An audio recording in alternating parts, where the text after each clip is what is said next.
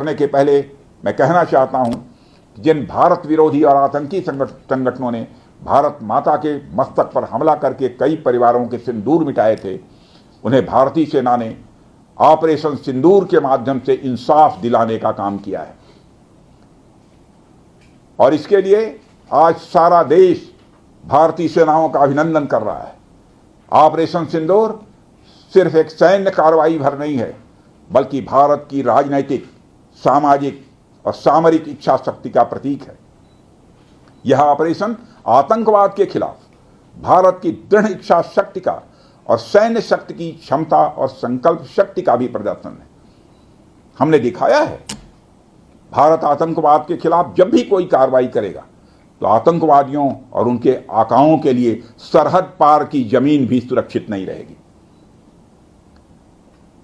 भारतीय सेनाओं ने ऑपरेशन सिंदूर को पाकिस्तान में मौजूद आतंकी ढांचा ढहाने के उद्देश्य से लॉन्च किया था। हमने उनके आम नागरिकों को कभी निशाना नहीं बनाया था, मगर पाकिस्तान ने न केवल भारत के नागरिक इलाकों को निशाना बनाया, बल्कि मंदिर, गुरुद्वारा, गिरजाघर पर भी हमले करने का प्रयास किया।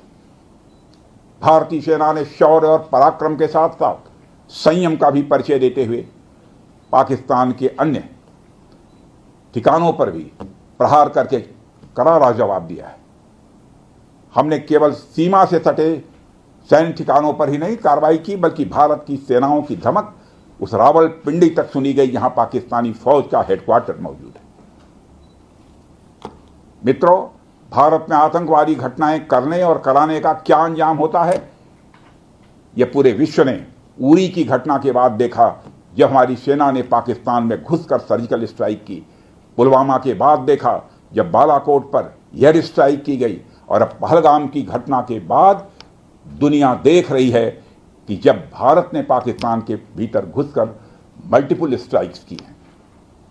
आतंकवाद के खिलाफ जीरो टॉलरेंस की नीति पर चलते हुए हमारे यशस्वी प्रधानमंत्री नरेंद्र मोदी ने स्पष्ट कर दिया है कि यह नया भारत है जो आतंक के खिलाफ सरहद के इस पार और उस पार दोनों तरफ प्रभावी कार्रवाई करेगा। यह हमारे प्रधानमंत्री जी ने स्पष्ट रूप से यह संदेश दे दिया।